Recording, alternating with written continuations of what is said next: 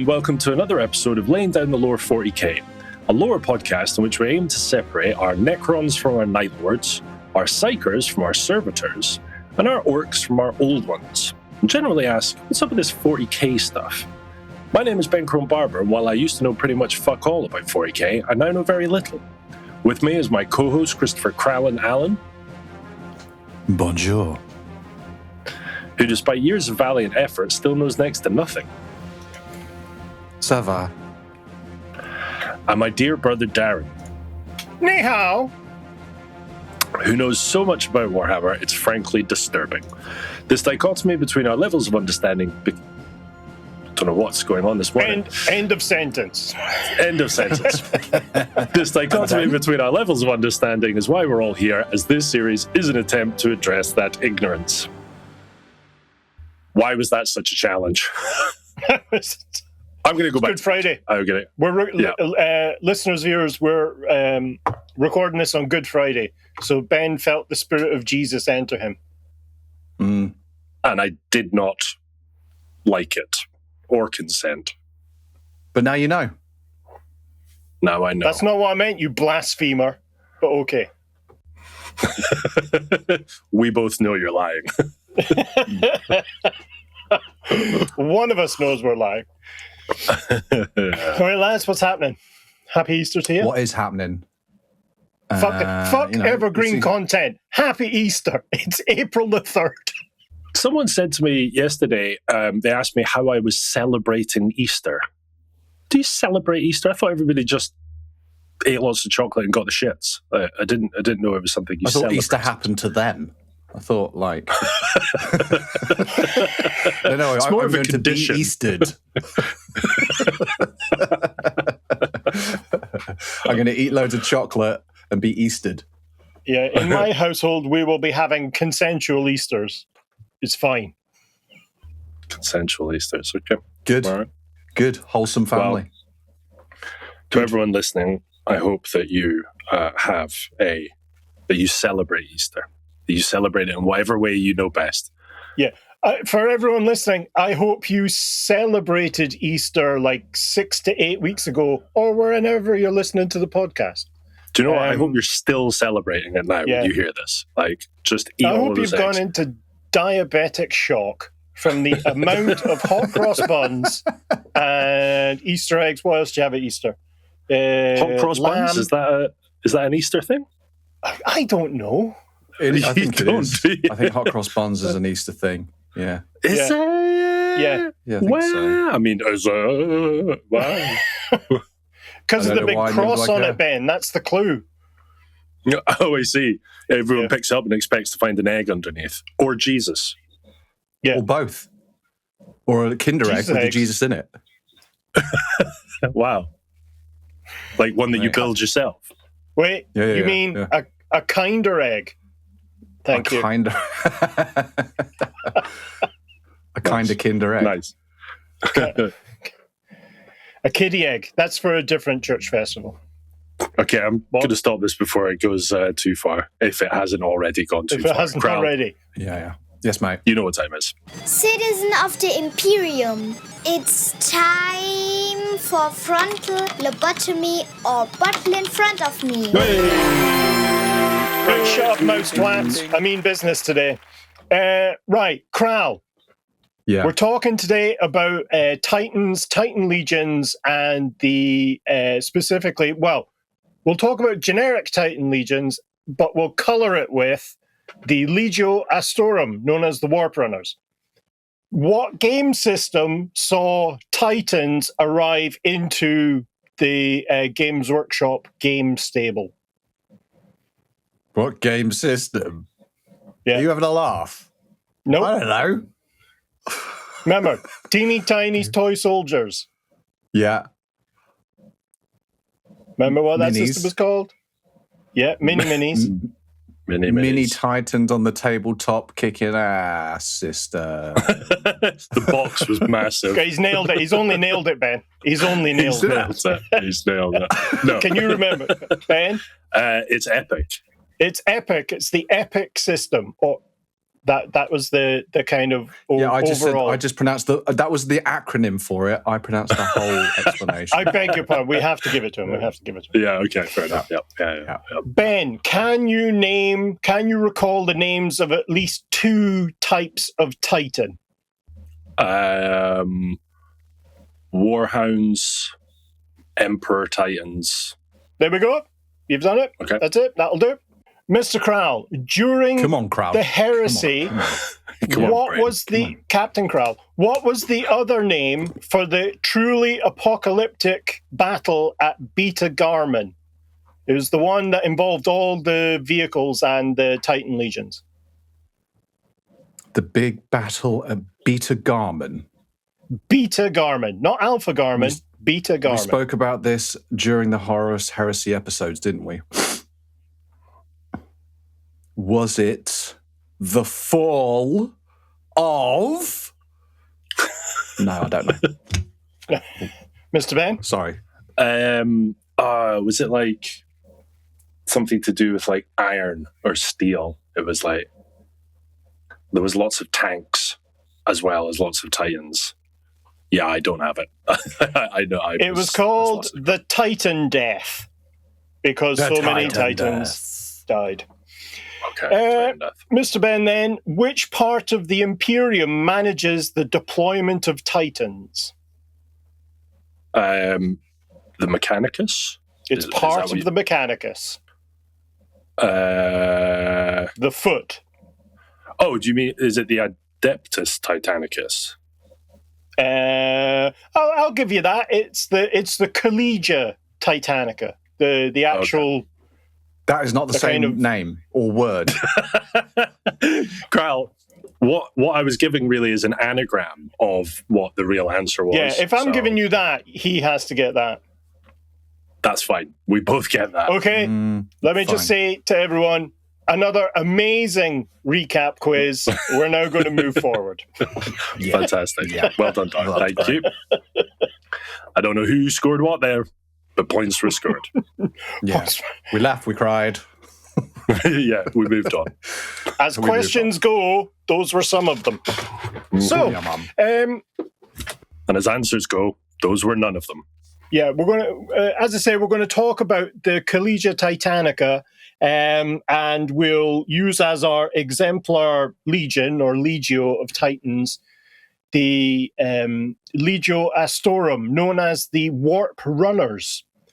As Chris quite expertly pointed out, the Titans and Titan Legions first appeared on the tabletop in a game called Adeptus Titanicus. So if we fire up image 1, it's an image-heavy episode, by the way.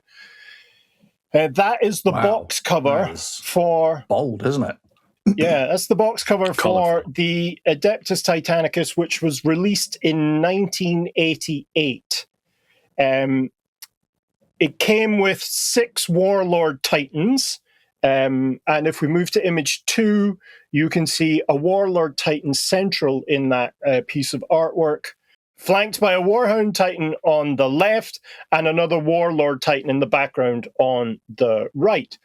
The Marines in the foreground are, I believe, the Space Wolves, but this is in the height of the Rogue Trader.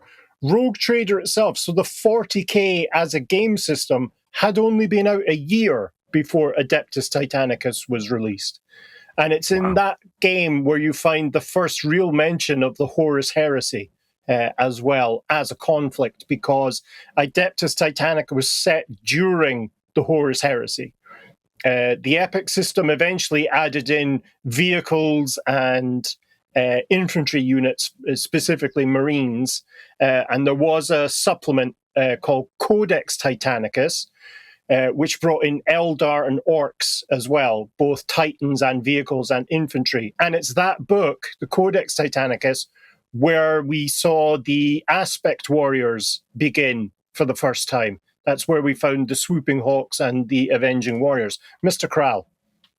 These first two images, from which edition era are they from? They're from first edition 40K, but they're not set in 40K. They're set during the Horus Heresy. Within the cover of the rule book, or rule pamphlet as it was, for the Adeptus Titanicus game, you had the various different kind of example legions of paint jobs. So if we look at 3A, the image there, that is the Legio Astorum Titans from the very dawn of Adeptus Titanicus.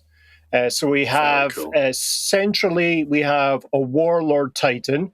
That version of a Warlord Titan is known as a beetleback because it's got this big rounded carapace. Right. I got that vibe from the first one as well. The very first absolutely. Like, the box set. They're great. They're iconic. We then have a Warhound Titan to its... to the right, we have a smaller Warhound Titan, and yes, we'll get to in a second. And on the left, we have a Reaver Titan. Now, the Reaver and the Warhound are metal, and the Warlord is plastic. Mr. Krall. As I was straining there, I think this picture actually answers it. I was going to say, do you get minis of those first edition ones? And those look like it. Yeah, that's it. Yeah. Just an observation. Sorry, just a quick one. Picture 2, is it the Warlord Titan in the middle? In the foreground, picture 2. Yeah. Does it look like he's got his eye on the ball? He's like, did I leave the stove on? Yeah. He's like, ooh, bird. Yeah. Did I shoot you already? No. Bang. Yeah.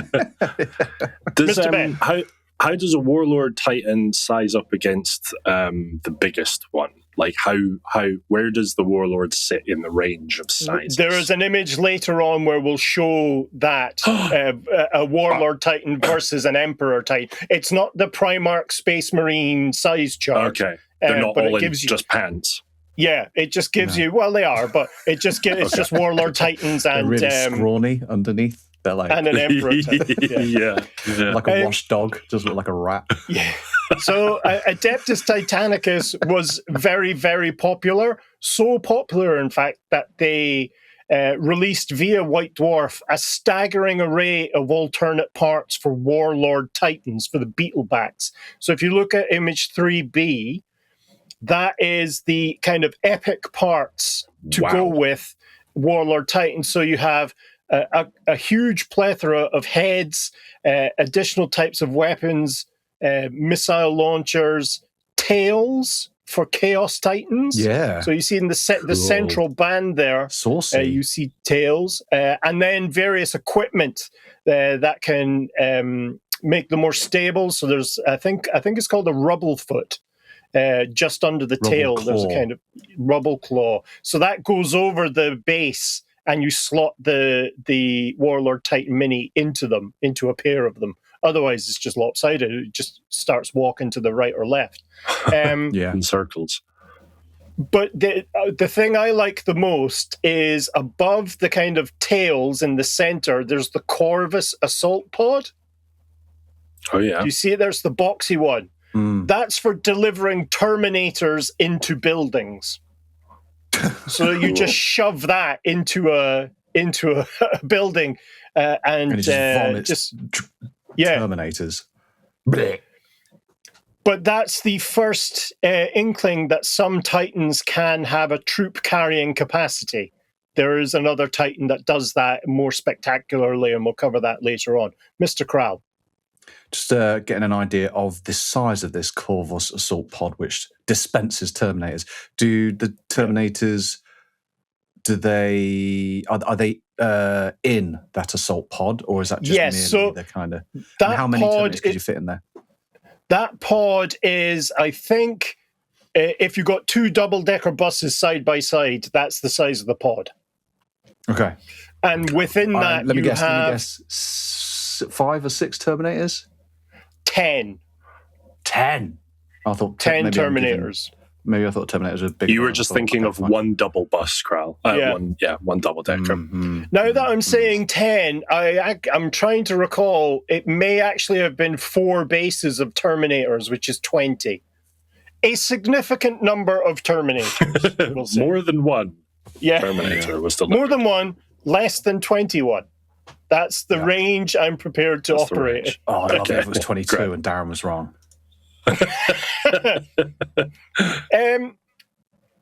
Titans were exclusively dwelling in the Epic game system for many years, but as always, the plucky conversionists of the Warhammer fandom were looking for ways to bring Titans into the 40K game. That kind of happened officially, in quotes, during the second and third edition when Games Workshop licensed epic vehicle kind of upscaling to a company called Armorcast. So if you have a look at image 4, that is a Legio Astorum Reaver Titan. But it highlights the dangers of just scaling up epic scale minis because it looks ridiculous. It looks a bit Yankee, doesn't it? Yeah, thanks for saying that. I'm not sure about it. That one makes me feel uneasy. Yeah. It makes me feel... Looks like it was generated by CGI in the 90s. Exactly. No, it looks like an AI image. It looks like, if you ever look at AI attempts at doing Space Marines, it's the same sort of like... I think AI could do better than that. Cheap, tacky sci-fi. I don't know, I could see that in the music video of like Eiffel 65 or something like that. That's an excellent reference, Chris, that I'm too old to get. Anyway, moving on. So Games Workshop then started to release via Forge World their kind of upscaled 40K versions of Titans through the Imperial armor books, and we've seen some of them when we covered the Doom of Mimera. So if you have a look at image 5, that is Games Workshop's modernized version of the janky Reaver Titan that we saw in the previous image. So same weapon loadout and everything. Yeah. Nice. So that kit at the minute, I think it's the bones of $1,000 for a fully kitted out Reaver Titan. Wow. Yes. That's a lot of money. For the 40K scale, for a Warlord Titan, I think just the body, so not the head and no weapon, so no head, no weapons, is £1,200. So it'll be the bones of £1,600, I think. That's required. But what's interesting about the Reaver Titan image there is, image 5, is it gives you an idea of the scale. So at its feet are a Space Marine Rhino and Land Raider. So, yes. About to be trodden on.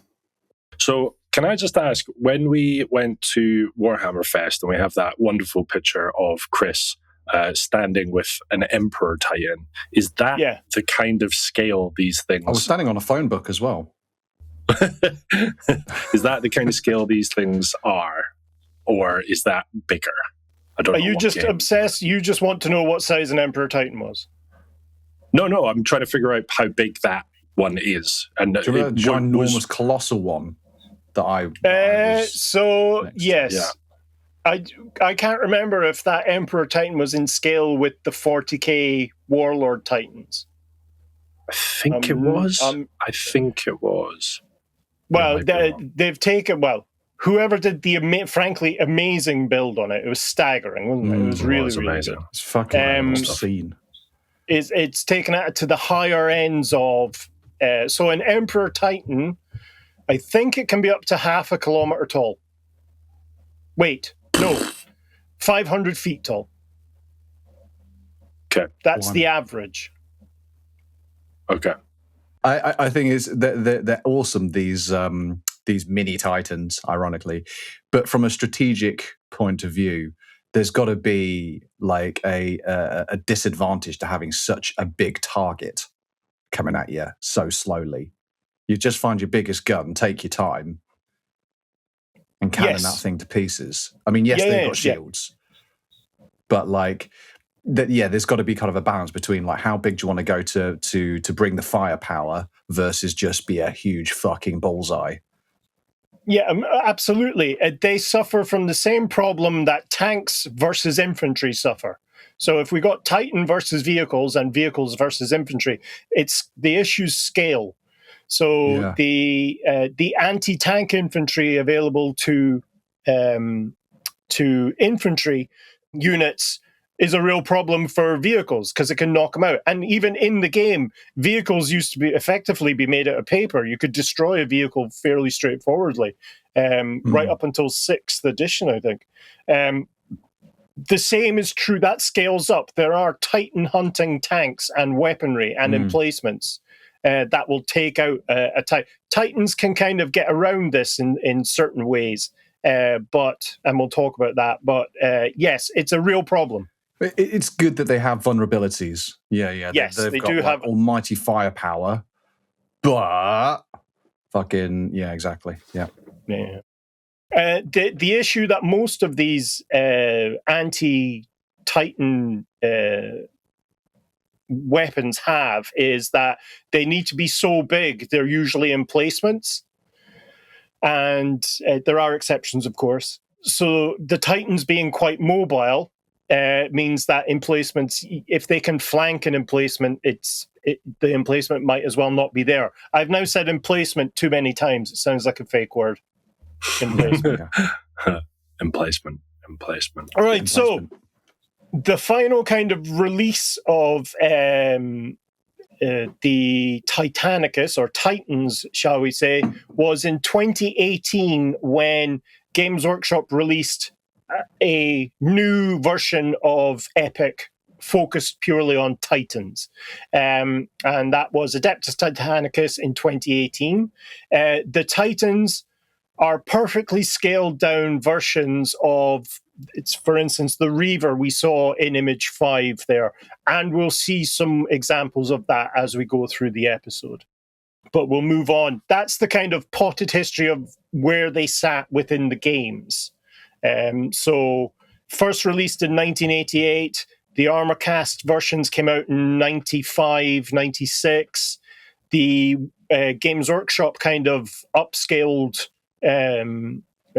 proper lore accurate versions came out in 2012, 2013. And then the new miniaturized versions of the decent looking, I know that's pejorative, Titans came out in 2018. And so there has been a steady climb and interest in the Titans themselves. In terms of the lore, we'll talk about the Collegia Titanica first. So this is like we have the Astra Militarum is the catch-all for every single Imperial Guard regiment. The Collegia Titanica is the same for Titan legions. And they're made up, they're subdivided. So the Collegia is then divided into various divisions, and the Division Militaris are the Titan legions that you see on the battlefield on a day-to-day basis in the Imperium. And it really is a day-to-day basis.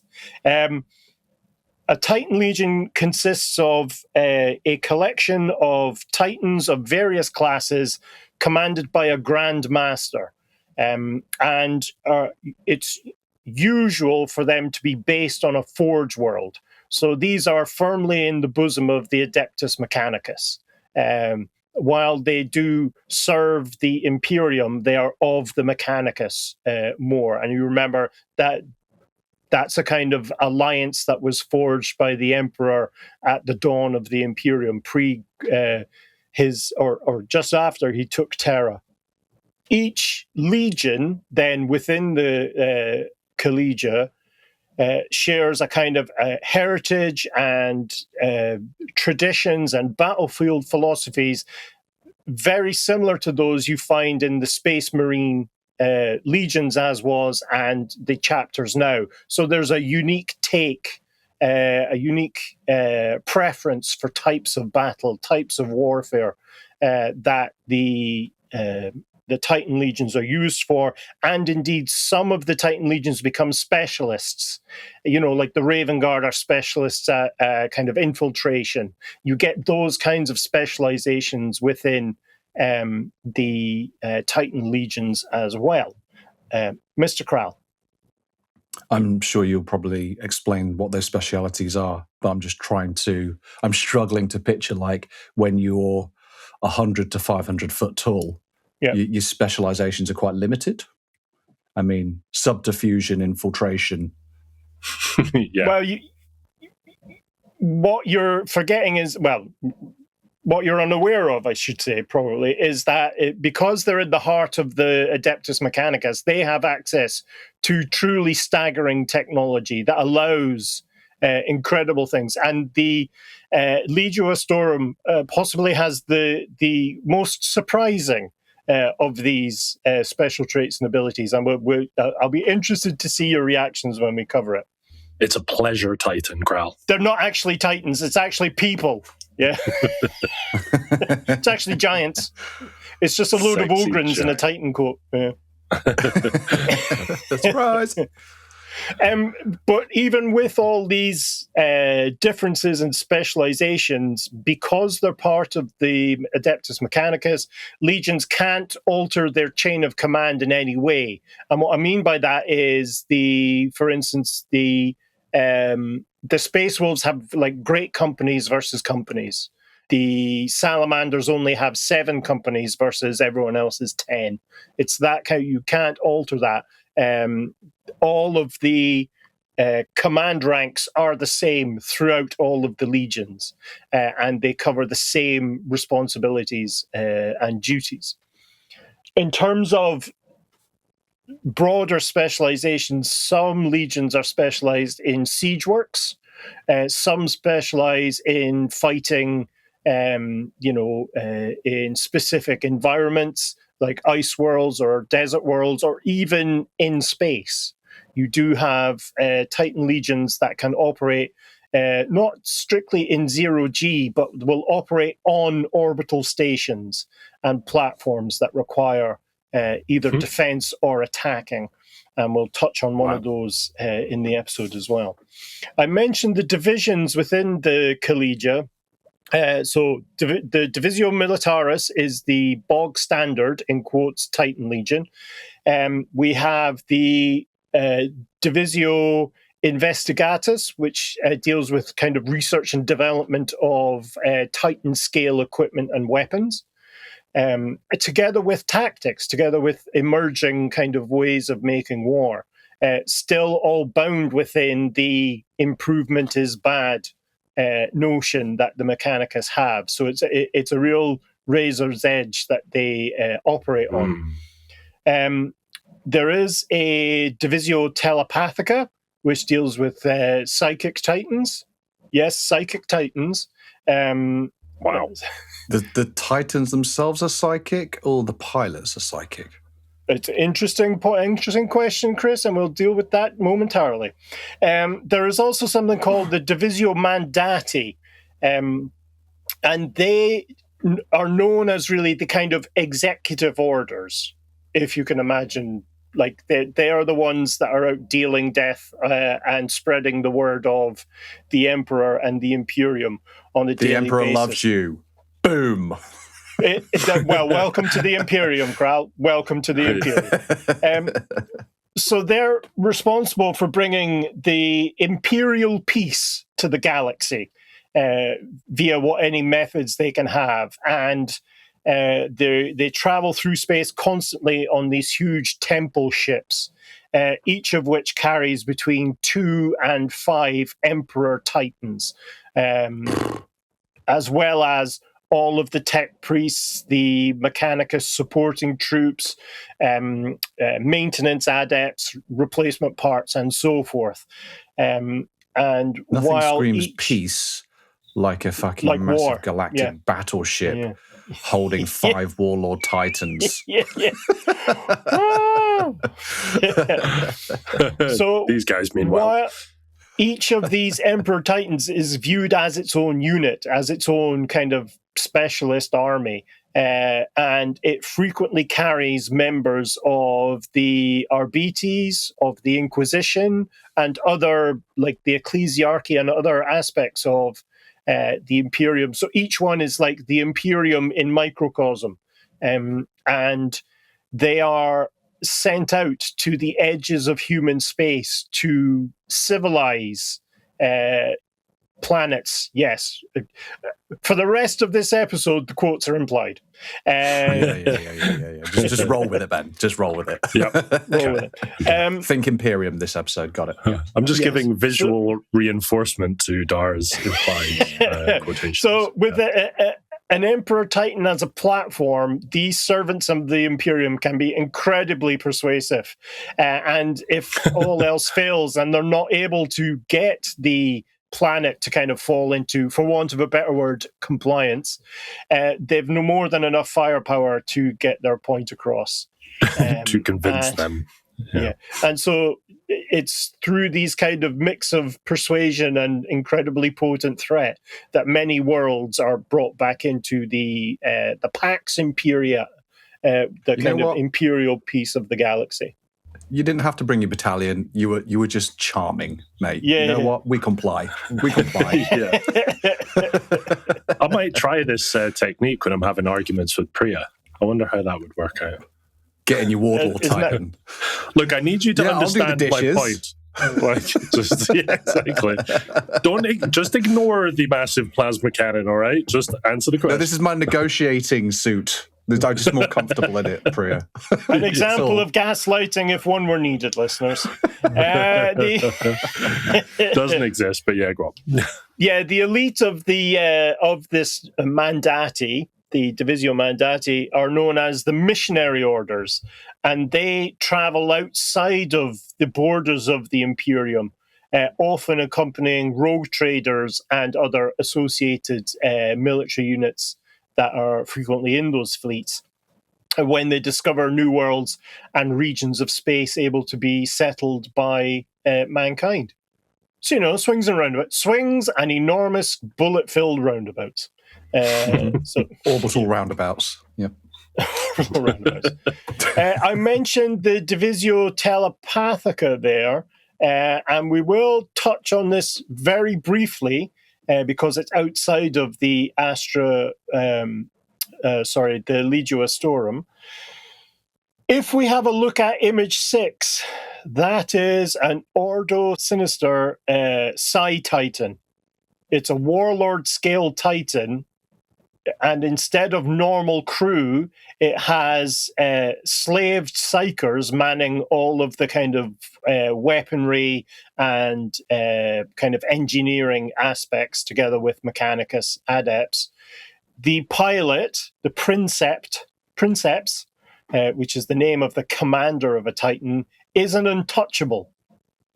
Has no soul. It's one of those, the Sisters of Silence style deal. Right. So it tortures the psychic crew into compliance and operation, and they're used exclusively against Chaos and Xenos psychers. Wow, that's cool. Is a fucking excellent mini. Yeah, isn't it? Mini. Sorry, that's implied, isn't it? Yeah. The head of the Reaver Titan would come up to its chest. That's how big that mini is. If you flick between image 5 and 6, that gives you an idea of how big it is. Mr. Ben. I can't kind of unsee this now, but the legs, the feet of this Titan, it has these kind of 3 prongs, 2 out the side and then 1 at the front. The one at the front has grooves in it, which kind of make it look a little bit like toes, and that then makes the rest of it kind of look like flares. It looks like he's just got really tiny feet, but with massive trousers. Yeah. That's cool. That's fine. I can get down with that. Hard agree. Yeah. Sweet. All right. Sorry, Darren, you said up to the chest. I get confused because the head is where the chest is, or the chest is where the head is. It's a head. It's a head chest crown. Yeah. I've undersold the height of a Warlord Titan. There's an image later on where we compare a Reaver and a Warlord. So the Reaver's head, the actual head of the Reaver, is at the waist of the Warlord Titan. Yikes. So it's got like a little belt, a very tiny straight belt around it. Yeah, about there. Yeah. Right, okay. Just double the size, basically. Sorry, questions more about this. What do you call this psychic-driven Warlord Titan? Is it a psychic Warlord Titan? It's a Psi Titan, but it's a Warlord Sinister. Because it is. A Warlord it's fairly sinister. Yeah, That's great. Ordo Looks very Sinister Very Warlord. cool. So, are its weapons all psychic based? Are those cannons firing out psychic energy, driven or fueled by the psychers inside? So the arm weapons are. I don't want to fire too deeply into this, but the gun is like a psychic cannon, and it's like a magical power fist is what it's got for the red fist. But I think on the top it's got turbo laser destructors. I think, yes. And those are just standard lance weapons, laser weapons. Okay. But it comes with disruptive psychological rules. It causes fear in everything around it. There's various kind of clever interpretations of what it means to be an untouchable Titan pilot. Yes, Kran. Is this an example of a specialist Titan? This is an incredibly specialist Titan. There's maybe a handful that exist at any given time. Okay. And they're brought out to deal with like staggering chaos invasions or demon incursions, as I say. And each of these, am I getting this wrong? Am I making this up? Were blessed by the Emperor himself at the dawn of the Imperium because he knew what a challenge chaos would be. So he ordered their creation. Mr. Ben.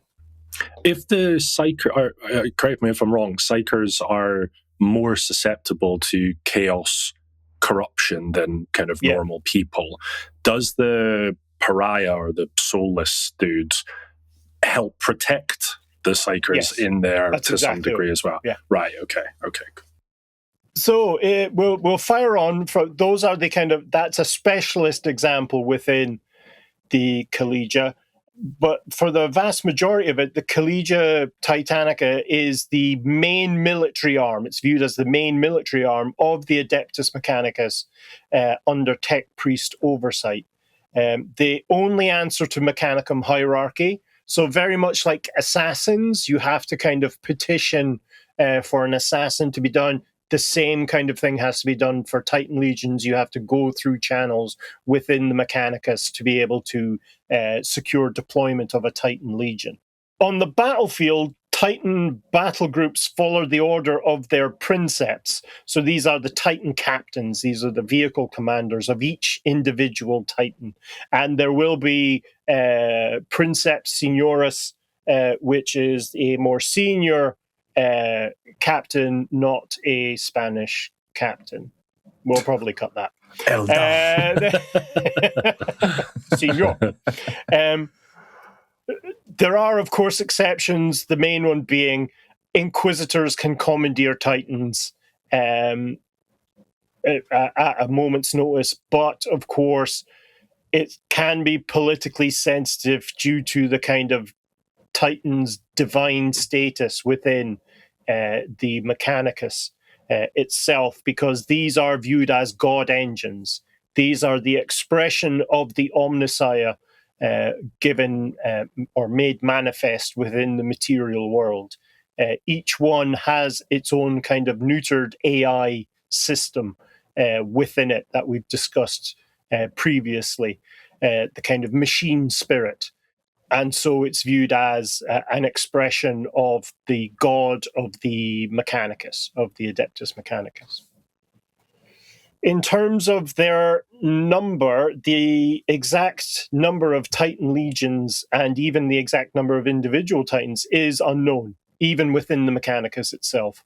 But the force is viewed as being incredibly large, with, before the Great Rift open, around about 100 Titan legions guarded the Eye of Terror within around in and around Cadia and the surrounding planets. As mentioned, because of the Mandati, the Emperor Titans that go out, legions also support them and engage in the expansions of the Imperium. Some regular Titans are attached to rogue traders. And of course, there are Titans that accompany Adeptus Mechanicus explorator fleets as they travel the galaxy looking for resources and the ever elusive STC units.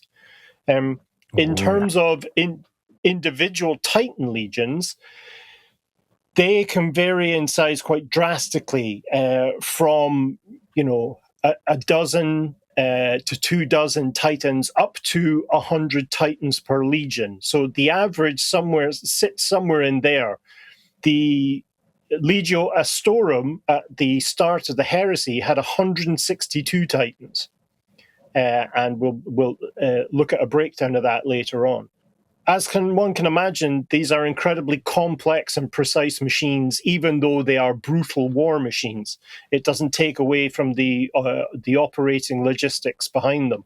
And so replacing lost Titans is extremely slow, often taking decades, if not centuries. And you can imagine the more complex the Titan, the longer it will take to create all the individual components and have it operate effectively. In terms of the classes of Titans we'll have a look at, it's literally a whirlwind view through the Titans themselves. So we'll have a look at the Warhound class, which are the smaller scout Titans, the Reaver class, the mid-size one, the one that we saw there with the two tanks, you're welcome, the Rhino and the Land Raider in Image 5.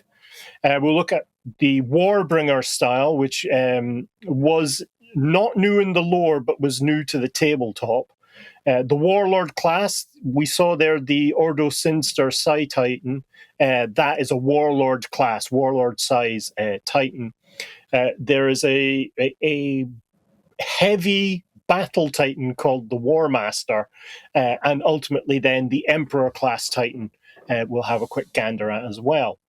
As one can imagine, each of the legions has its own heraldry. Again, very similar to Space Marines. They have their own color schemes. We'll look at some of them. I think we've got a handful spread throughout the example images that we've got. But they all operate, as I said, within a standardized command system imposed by the Collegia Titanica. So you could effectively, you wouldn't be able to do it for cultural reasons, but you could take a Titan and crew from one legion and drop it into another. And if you mind wipe them of their old culture, they'd still operate as if they had been. The structures they operate within and the orders they receive exactly the same. Innate knowledge. Yes, exactly right. In terms of how legions then are deployed or grouped for battle, I should say, we use the term is used, the Maniple, which is it's based on a Latin phrase which really means handful. That's what it means, a handful, a maniple. And so most of these maniples operate between 3 and 5 Titans, enough to get in a giant hand or fingers. Some of them form a tactical grouping, the most common with being the axiom, because it's axiomatic, and we'll have a look at that. And will contain a mix of several different types of Titan classes, but there are exceptions where a maniple will be made up of all of one class of Titan. And some of those are quite powerful, some of those are terrifying. We'll talk about Warhound Titans when we talk about Warhound Titans. We'll get there when we get there, Ben, all right? We'll get there when we get there. Yeah. Slow down, Chris. Jesus, slow down. Yeah. It's a bit full on, isn't it? So I mentioned the Axiom battle line maniple. This is the single most common maniple type across the Collegia. And it's both kind of viewed numerologically and strategically balanced for really any type of threat that a Titan Legion has to face. So if you have a look at image 7, this is the Axiom maniple of Legio Griffonicus, of the Griffins. Oh, cool. Ben, I thought you'd get a little bit cheeky there. Nice. So yeah, he's rubbing himself. You just can't see it. It's off camera. Whoa, Kral. Look, Nobody needs to say it out loud, all right? The I can hear the mandatory chafing. the mandatory element within this Maniple is one Warlord Titan, one Reaver Titan, and one Warhound Titan. And when looking at that image, it's the Warlord Titan is central, flanked by Reaver Titans with the Warhound Titans underneath. But there's the scale, there's the size difference between those different types of Titan. Yeah, it's funny, isn't it? Because you say that the Reaver's head is at the Warlord's waist, but that kind of gives you the impression that it's twice the size. But there's so much more of the Reaver above its head, isn't there? It's like the head isn't the top in this. There's so much more mass associated with the Warlord Titan. The Warlord Titan's almost 2 Reaver Titans in terms of mass, and thus energy output. So this Maniple, as I say, is the most common. You have the Warhound Titans, which scout out ahead, and then you have the Warlord Titan flanked by the 2 kind of faster Reaver Titans moving in to take out any threats for their objective. Sorry, Ben, did you have your finger? Yeah. Are the Warhound Titans fast? Can they run? Yeah. They can run, right? Okay, they've got that look about them, don't they? Yeah. I don't know why. Little sprinters. Yeah. Sprinters, yeah. Dwarves, very dangerous over short distances. Yeah. The collective term for a group of them is a maniple or a manifold? Maniple. Maniple. Maniple. Maniple. Sorry, comms. Can't quite maniple. Yeah. And so a typical maniple is a Warhound, a Reaver, and a Warlord 3. Yes, so that's the mandatory elements that make up an Axiom Maniple. You can then add in another Reaver and another Warhound. So it's a fully kitted out Maniple is shown there in that image. But not so another 3 Warlord. is the minimum requirement. 3 is the minimum. Axiom Maniple. Got it. Yeah. But you can't have an additional Warlord. There's only ever one Warlord. No. Right, yeah. okay. In Not that structure, go around, mate. yes. Yeah. There are as many Maniple configurations as there are stars in your eyes. I don't know. So I thought you were going to kick off a riddle. Yeah. So many manipoles. Mickle.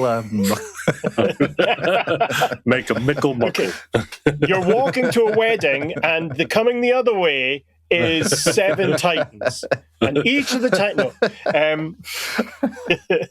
We'll move on to image 8 there, which is a Corsair battle line maniple, used by, in this instance, the Legio Astorum. So you can see that is it's built around a raiding doctrine, a raiding mentality. So these Reaver Titans, the minimum being 3, the maximum being 5, are chosen for both their speed and their firepower. And the versatility of that kind of Reaver Titan chassis lends itself to this role. So swift enough to extract itself from dangerous situations, but potent enough to take out enemy, not only enemy emplacements and vehicle, I said emplacements again, but also enemy Titan groups as well. Cool. I'm just role playing a fucking battle between these big giant fucking robots, man. It's epic in my mind. Please have a look at image 9. That is a Legio Astorum battle maniple at Beta Garmin. So that gives you an idea of what the infantry sees on the way. There's a Warhound to the right, there's a Reaver to the left, and some dude in the middle. We'll call him a Warlord Titan. Warlord Titan in the middle, yeah. There's your everyday Axiom Maniple. Yeah, he's all over it, Ben. He's all over it. He's making a fool of you, if I'm being completely honest. He is. Is there some sort of force field or shield around these guys? All Titans have void shields, which are the types of shields that are around starships, around battle cruisers. So each one of those is protected by layers of void shields. And Is that what we'll we're go up. seeing on the left of the Reaver Titan, that kind of globe, or is that just a planet being exploded in? Nope, that's the edge of the force field around each of those Titans as the as basically as the planet is being destroyed around it. Like a war umbrella. Yeah. Wow. In terms of crewing, if we have a look at image 10, that is taken from the, I think it's Codex Titanicus, and that's the human crew for a Titan. So we have the Princeps in the center, who is the commander, the captain of the vehicle. And we have either pistol. side of him the Moderati, who are in charge of the main weapon systems within the Titan itself. So for the Princeps, senior commanding officer within the Titan, and they command not only the Moderati, but also the tech priests that are within the Titan's body, keeping it going, as well as gun servitors who serve as kind of automated point defense systems, but also as relay stations for instructions on firing weapon solutions. Sorry, I misspoke. At least one of the Moderati is in charge of the motive engine, the walking, basically, the piloting of Titan as well, making sure it works. That does help properly. Yeah. About 1 in 10 million people can become a Princeps, and of that group, even fewer survive the training, because your mind is linked directly into the machine spirit of the Titan. So, Ben, you highlighted the lunchbox. That's a mind impulse unit. That's the unit that connects the brain of the Princeps to the machine spirit of the Titan itself.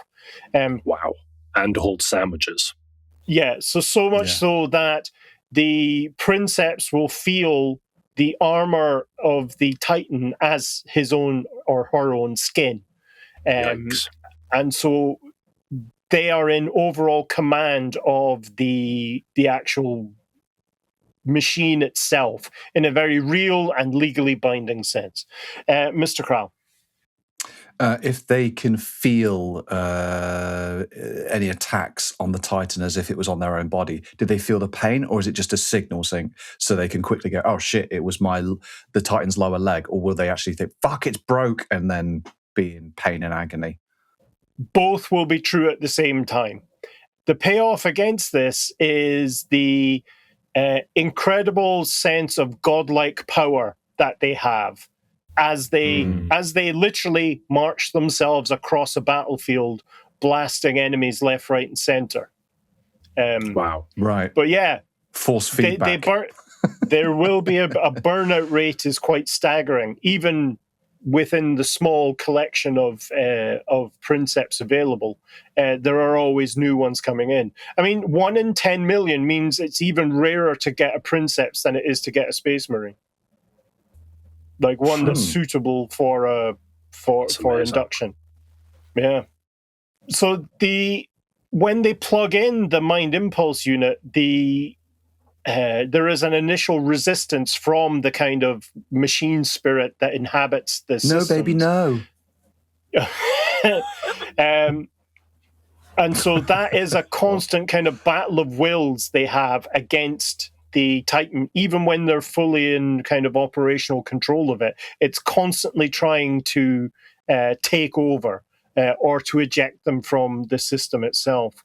Long-term linkages, as you can imagine, there have been various battles where a Princeps has remained connected for a very long time, can be, let's say, detrimental to the sanity of the Princeps. They go completely insane if they're left in too long because of the kind of godlike power they feel. They feel that life outside of physically being a Titan is worthless, and any attempt to remove them is met with extreme aggression and violence. And to some extent, there's some evidence that the machine spirits can set traps for the Princeps so that they become trapped within the Titan itself with the machine spirit in control and not the Princeps, if you see what I mean. They they matrix them. They use them as a battery, effectively, a conduit that will allow them to take over control of the Titan itself. Mr. Kral. Yikes. What would the machine spirit do with that authority? Frolic with other Titans, or like want to destroy their creators? Yeah, it would start humping other Titans, Kral. I like that's where your brain went. You said it, mate. I said frolic.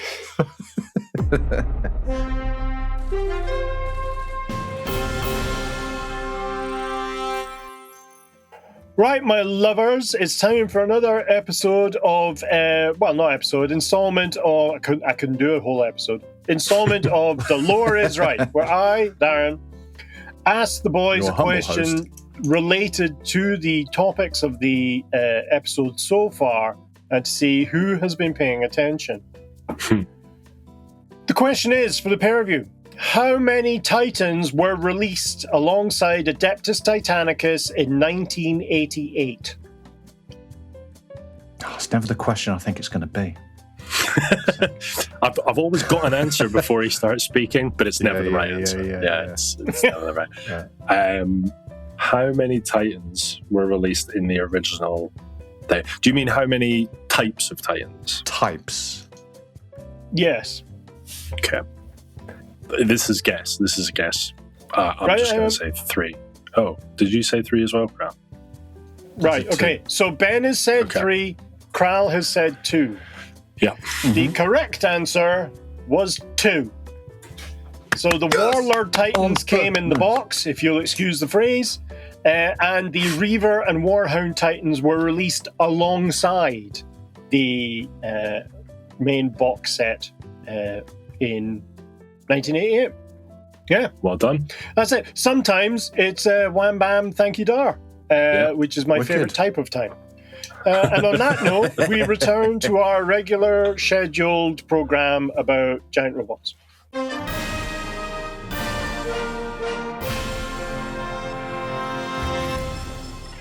To some extent, it depends on the size of the Titan. So the Warhounds are naturally, in quotes, aggressive and to a large extent solitary. The larger Titans, their machine spirits are calmer because they know they can destroy pretty much everything on the planet. So it's the kind of swagger that they have. These machine spirits sound a lot more sentient than ones that we've come across before. Dangerously sentient. They're not truly sentient, but they skirt right up against the prohibitions against AI, the abominable intelligence within the 40K. There are numerous safeguards within the system and the mind impulse unit itself. But yes, it's a real ongoing battle of wills within a Titan. Much like the Spirit Stones, much like the Phoenix Lords and Exarchs of the Aspect Warriors, which we covered a few episodes ago, the personalities, not the soul, but the personality of individual Princeps can be mapped onto the machine spirit. So the more Princeps that have existed, the more varied and, frankly, dangerous the machine spirit within a Titan can become. If you're the Princeps taking over a very old Titan that's had, tens, if not hundreds of Princeps, it's going to be a real challenge to kind of bend it to your will every time. Wow. Just give in. Afterwards, you take control, machine spirit, you just do it. You take control. I'm just going to sit here. So we've got a few images of the interiors of Titans and Titan heads. So if we have a look at 11A and 11B, that's the layout of a Warlord Titan's head. So it's within the head. You see the Princeps on the throne and then the two Moderati sitting in kind of the footwells of the Titan's Scarily, head. that's pretty much What the inside of my head? What, Yep. resin? Yeah, but there's nobody sitting in the seats. It's just people haven't turned up for work, you know? It's an armadillo in the seat, just sat there. So the two Moderati there, you see they're kind of specialist crew officers to assist the Princeps in specific Titan systems like sensors, weapons, navigation, and helm settings. Aircon. Yeah, the more Stereo. important ones are in the head with the Princeps. There are others on larger Titans placed throughout the Titan managing specific systems to keep it all going. So the bare minimum you'll ever see is 2. They are, again, connected not only to the Titan, but to the Princeps via their own mind impulse units. So they share that neural interface to control the systems, again, as if it was their own body. Very similar to the kind of paired pilots in the Pacific Rim movies. Right. If you remember them. So there is a mental connection. And I think in at least one novel, the Moderati referred to the Princeps as father. So there was quite a close familial almost connection because they were sharing. Was it awkward? Kind of memories. Probably the first time. Yeah, first time, yes. The second time, no. Because it's just overwritten then. Yeah.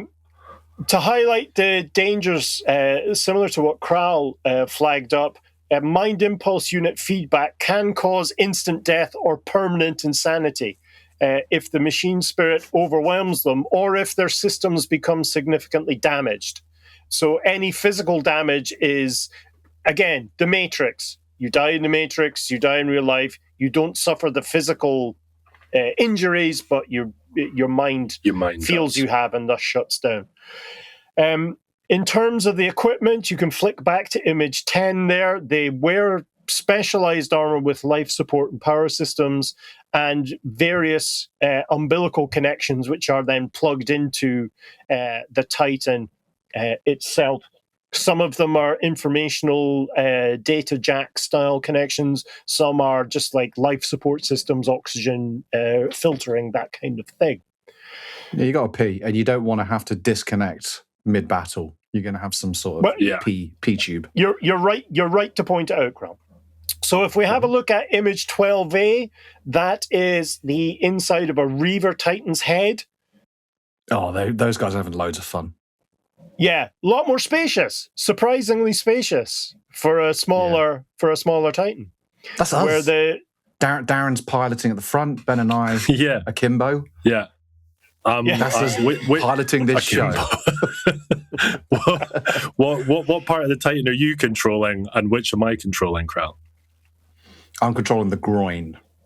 It's the left and right hand because neither of you know what the other is doing. Moving on. Yes. If we have a look at 12V, fair. That's the interior of the torso of a Reaver Titan, and you can see there's a couple of tech priests That's in Frodo there. and Pre. Maintaining the systems. There's Frodo at the keyboard. Holding this shit together. Frodo at the keyboard doing the edit. Nice. Pre with her axe in the background. Yeah, I've always thought that woman had an axe to grind, and there it is. Hey, why'd you bring an axe in? Like, I brought my axe. We're in a fucking war machine. You never know when you might need an axe, Kral. So if we have a look at image 13 then, that is the various systems within a Warhound Titan. So you can see, again, much like the Warlord Titan, at the head you have the Princeps on their throne and the two Moderati in the footwell or snout of a Warhound Titan. Cool. The image shown on the upper left, you can see two gun servitors slaved into the right and left arm weapon on a Warhound Titan. So can I just ask then, in terms of, regardless of how the network is connected, when the Princeps wants to move or fire, is he or she or they sending instructions to those individuals who are then doing those actions on their behalf. It's not a direct thing.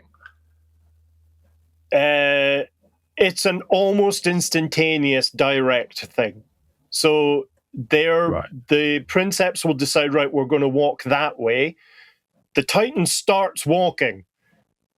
At the same time, the Moderati, who's perhaps in charge of the helm controls, deals with the kind of fine minutiae of the terrain, moving around the other kind of possible stuff. So it's like it's like those stories you heard about. You know, people thought that one of these big brachiosaurs or a Diplodocus dinosaur, they have a secondary brain halfway down their body. It's that kind of notion.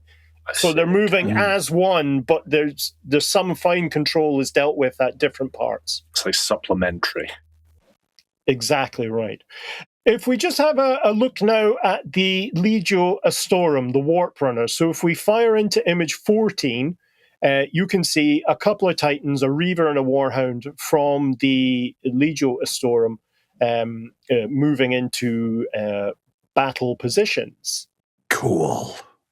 Of all the legions that exist, of all the Titan legions that exist, the Legio Astorum, the Warp Runners, as they're known, are characterized by long-standing arrogance and a relentless ambition, driven by a desire ultimately to rise above the accomplishments of all other Titan legions. And this mindset originates from their home world of Lucius, a forge world, known as the Hollow Forge, because the world itself contains an artificial sun at its core. So it's like a mini Dyson sphere, the forge world of Lucius. What's a Dyson sphere? A Dyson sphere is a theoretical construct where you take all of the physical material in a solar system and build a sphere around the sun at its core, which allows it then infinite energy and almost infinite space, functionally infinite space, to be able to grow and construct and build. That's in the planet. In the planet. So there's an small artificial sun within the core of the planet. If you have a look at the heraldry for the Legio Astorum, images 15A and B, you can see that their kind of eclipsed sun is the symbol of the legion itself. And so the 15A is the kind of logo symbol of the legion, which is found on all of their Titans in some variation. And 15B is the battle banner, the honor banner for a Titan called the Dauntless Wrath. So all Titans have battle banners, or should have battle banners, hanging from either weapons or from banner poles, or as Kral so elegantly mentioned earlier, their groin. You have chains coming out that hold battle banners. Mr. Kral. 15B, that battle banner, Legion Astorum honor, the Dauntless Wrath. That's the Dauntless Wrath. Yeah. Very busy. A lot of text on that. Not quick to do. Whereas it's a very complex game of chess, isn't it? It's like a QR code. Yeah. Hold on, I'm going to try to scan it. Much simpler. Looks like it's been done on a spirograph, which is not a criticism. We here at Laying Down the Lore love angry spirographs. Yeah. I loved spirographs. They were wicked. Right. So Lucius itself, it's a large forge world that produces everything from Astra Militarum infantry weapons, pistols, las rifles, right up to battle tanks for Space Marine chapters, and of course battle titans for not only the Legio Astorum but for the wider Collegia Titanica. It is such a hub and such an important kind of forge world and manufacturing facility on a planetary scale. It does not have an imperial tithe. It has not been tithed in any way, shape, or form by the Imperium, even through the normal kind of tithe lens that the Mechanicus operate within. They still have to provide raw goods and infantry forces. But Lucius doesn't pay a single thing to the Imperium because it's viewed that the industrial output is considered of such kind of potent strategic value for the Imperium, largely in and of itself. That it exists and it operates the way it operates is enough. There's no further burdens put on it by the Imperium as a whole. Mr. Ben. Is that more common? Or is that found in on other planets? And is it common with Forge Worlds, given that they are outputting for the Imperium anyway? It's more common with Forge Worlds, but it's still not that common for Forge Worlds. A higher percentage of Forge Worlds have no tithe compared to the rest of the Imperium. Right. Okay. Many Forge Worlds still have, like we could be talking about like a negligible tithe. You know, they need a few 100,000 units of X a year, that kind of notion, rather than we need an entire generation of your populace for regiments, which also is true for some Forge Worlds. The artificial, speaking of artificial, Mr. Krall. Hi. Does that lack of tithe, does that suggest that these Forge Worlds have an advantage, a bit of leverage against the Imperium? Whereas other worlds have an enforced tithe they must meet, otherwise pain of death / trebuchet into the sun. These Forge Worlds don't have the tithe kind of, or pretty much is that their tithe? That is their tithe, and they will be punished. My point is, do they have more leverage against the Imperium? And they're like, well, you know what, Imperium? We didn't want to produce that many guns this quarter. Well, I mean, fuck you. It is kind of a double-edged sword because they're free to produce as much as they want, and the total production of their planet, as you quite rightly point out, could be considered the tithe. But if their manufacturing drops, then the Imperial will set a tithe for them in addition to the expectation that they will continue to maintain production at that level. I'm just wondering if they get punished in the same way that regular tithed planets would. Are they under the same pressure, or do they have a bit more weight to call their own shots? I think it's because they're part of the Adeptus Mechanicus. They have a bit more leeway, but not that much. Not that much. The Imperium will still come down on them if they need to. Oh, yeah. Okay. They're still... They're part of the Imperium, but not of the Imperium. It's that grey area with the mechanical. Understood. The denizens of Lucius, and thus also the Legio Astorum, believe that any service they perform is a sacred sacrifice to the Omnissiah, and believe that dying in pursuit of innovation will grant them ascension within the Omnissiah himself. And it creates a culture of the kind of Forge world where failure before the planet's kind of destined destruction is considered impossible. And that reinforces the extreme kind of confidence and fatalistic determination that they have. It all centers around their belief that ultimately the containment systems of the artificial star will fail and their planet will be consumed by the nova effect of this artificial sun. So anything they do before that is, preordained, listen Al Gaib kind of shit. Hang on. Where's my thing? There we go. Yeah. So that cultural philosophy shapes the Legio Astorum. I'm just moving on. Legio Astorum's battlefield doctrine, where they push their engines and push their Titans far beyond the safe operational limits through locomotive modifications. So reinforcing the legs, basically all the joints and the superstructure Nitros. there. and kind of intense training of their Princeps when it comes to movement, to kind of charging. They treat the kind of natural resistance of the machine spirit as a challenge to overcome.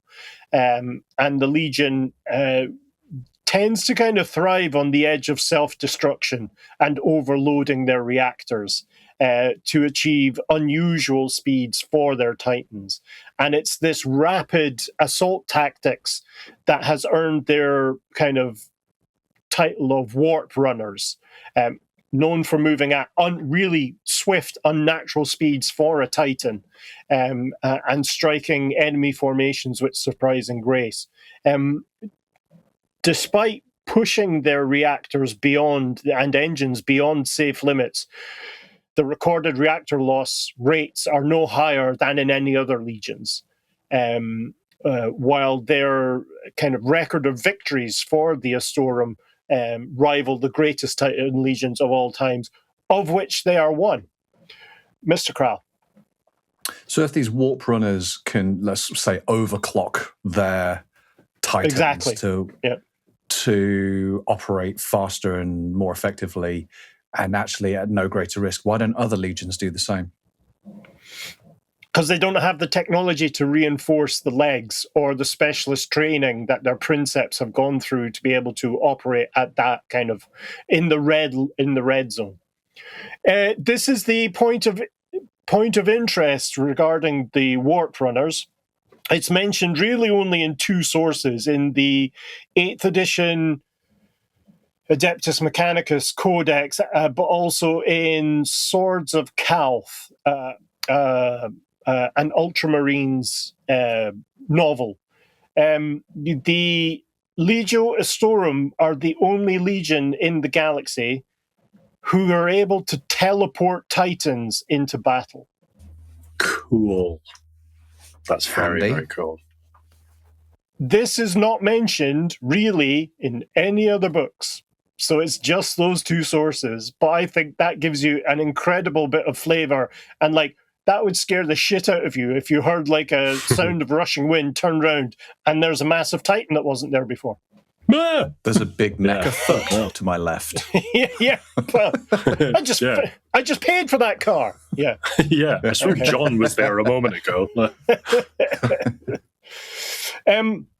In terms of their origins, the Astorum were founded in the Age of Strife before the Great Crusade itself, so already had a track record of destruction and Titan actions.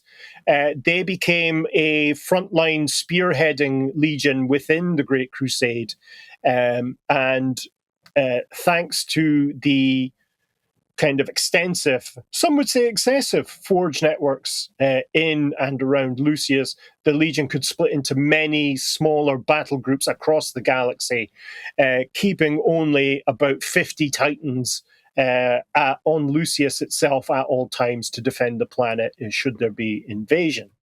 The Legion worked best when it was kind of given independent and tactically flexible commanders, and the Princeps were known to override battle plans in favor of their own tactical calculations, as the kind of flow of battle presented itself.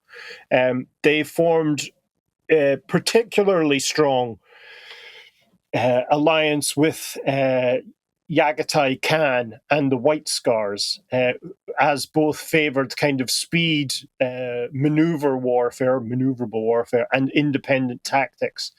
They also fought alongside the Thousand Sons during the Great Crusade, and during a specific campaign, Kamenka Troika, they suffered quite heavy losses as a legion, but achieved victory.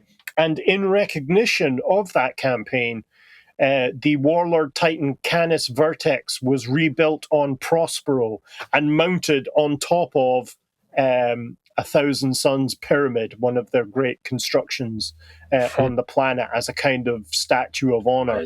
And when the punitive force came to take Magnus the Red into custody, or more correctly, to kill him and his 1,000 sons. The Titan was possessed by one of the 1,000 Sons librarians and fought until it was destroyed on the top of the pyramid. It was just firing from the top of this pyramid as effectively an emplacement until it was overloaded and kind of collapsed on top of the pyramid during the final moments of the battle. Cool. The Astorum also fought on Talern and Beta Garmin, both battles we've covered in the Heresy episodes. Even though they had kind of significant losses at Beta Garmin, as all Titan legions did, they managed to evacuate and ultimately were one of the few Titan legions present on Terra during the final siege.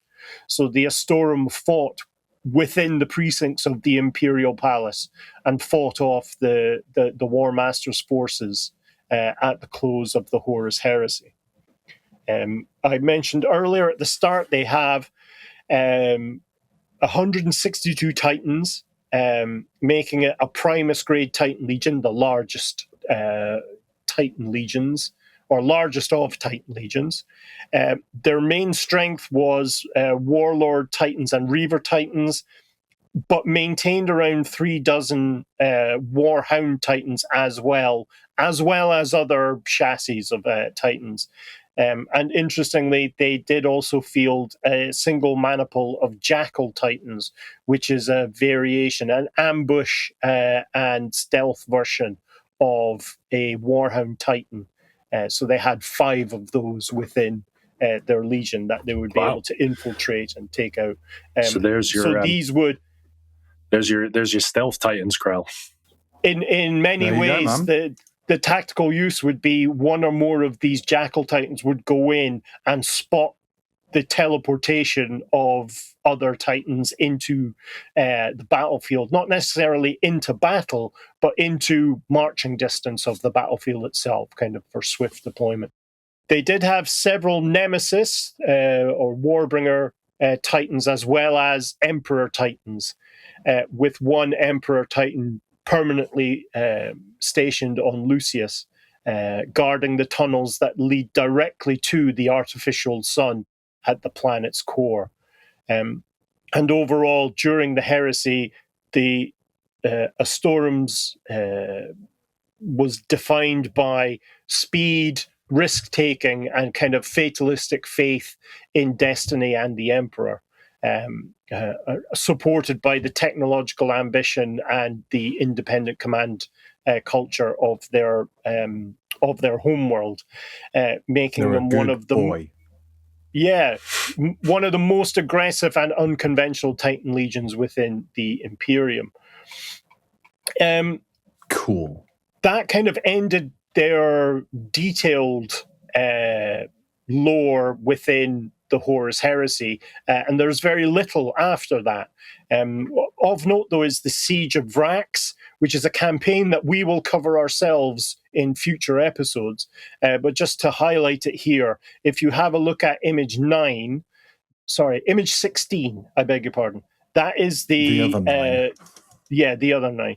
That's the force the Astorum sent to reconquer the Siege of Vrax, reconquer Vrax itself, the planet. And if you have a look at 17A and 17B, those are images from the siege itself, where they were in support of both Imperial Guard regiments, most notably the Death Corps of Krieg, and then in 17B, you've got the Red Scorpions, which we have seen previously in the Bada War. Mr. Ben.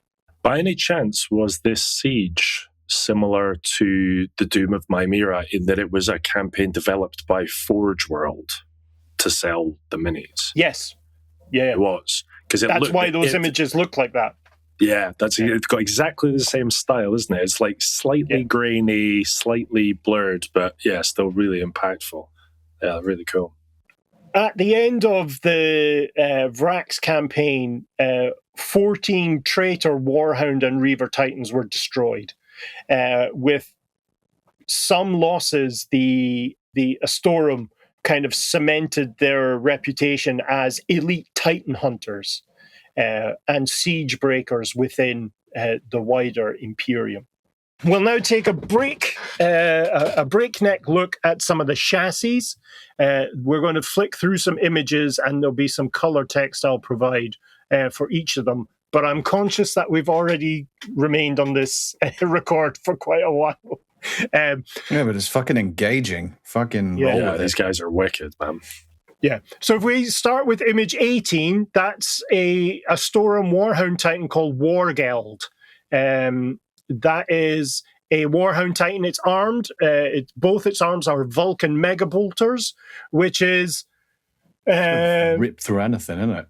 Yeah, it's rotary bolt artillery cannons. And so I'm imagining the same like Gao type minigun on the front of a Warthog A-10 airplane, but 4 of them.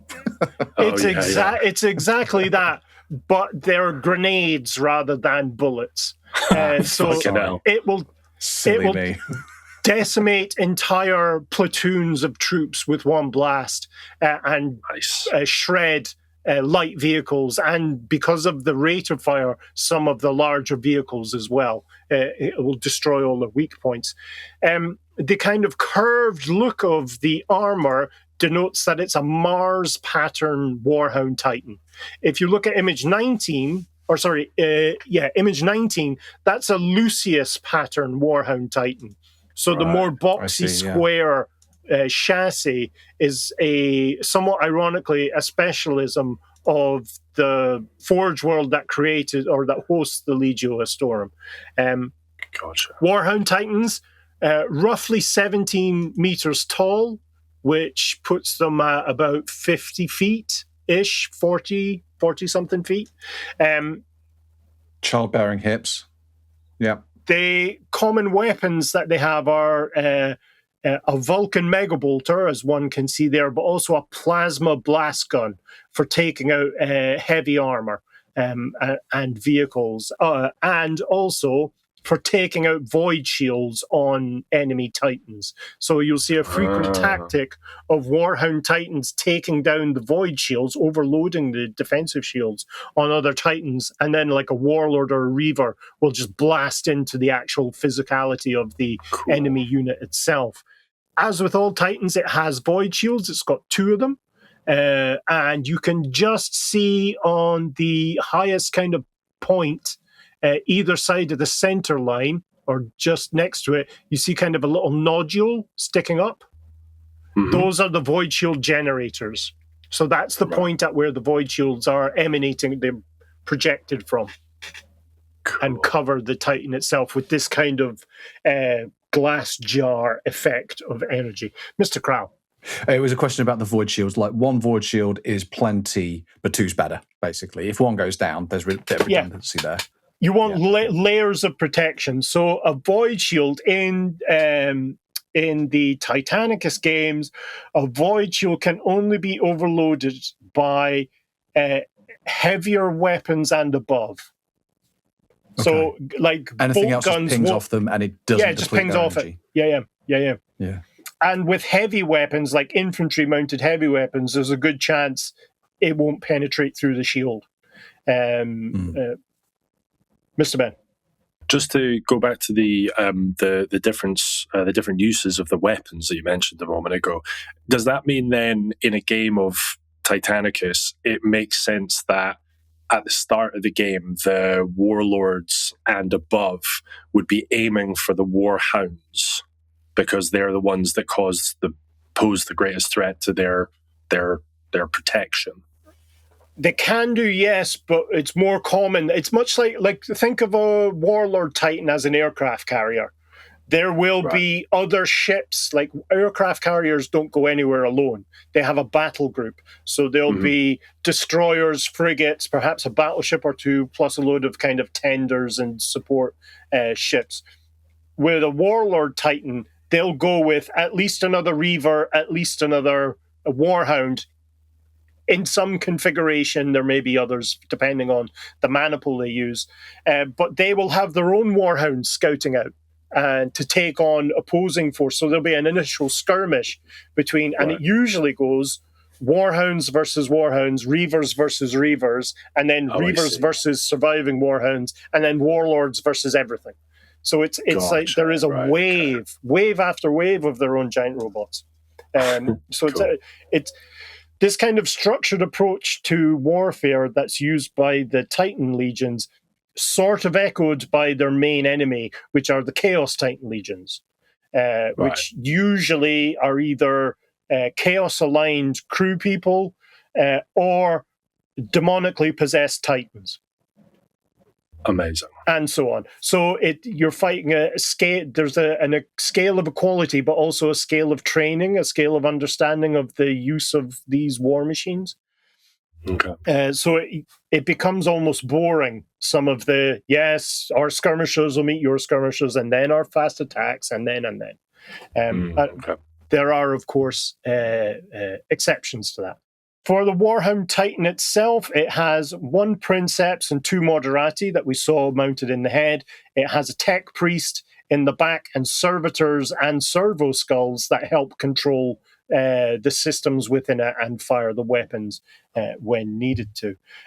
There are several variants of Warhound Titans. We mentioned the Jackal class, which is the kind of ambush stealth close assault version.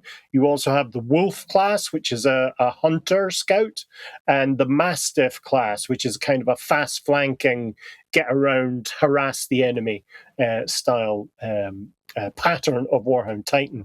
There is also, if we have a look at image 20, the Direwolf class.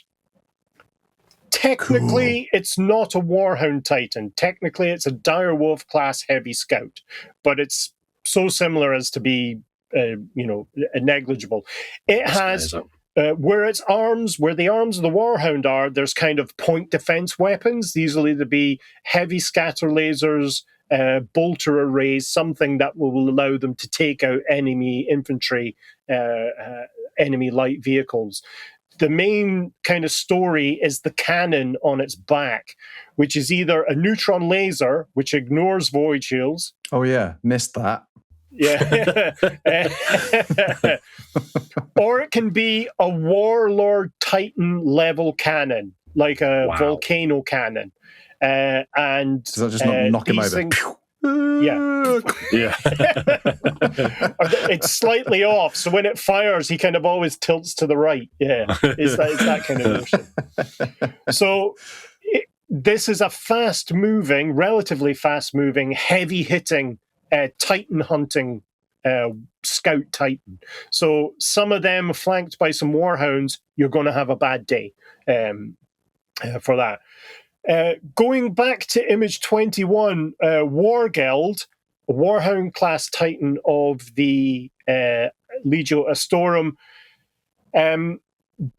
This specific Titan... Is that image 18, you mean? Sorry. Yes.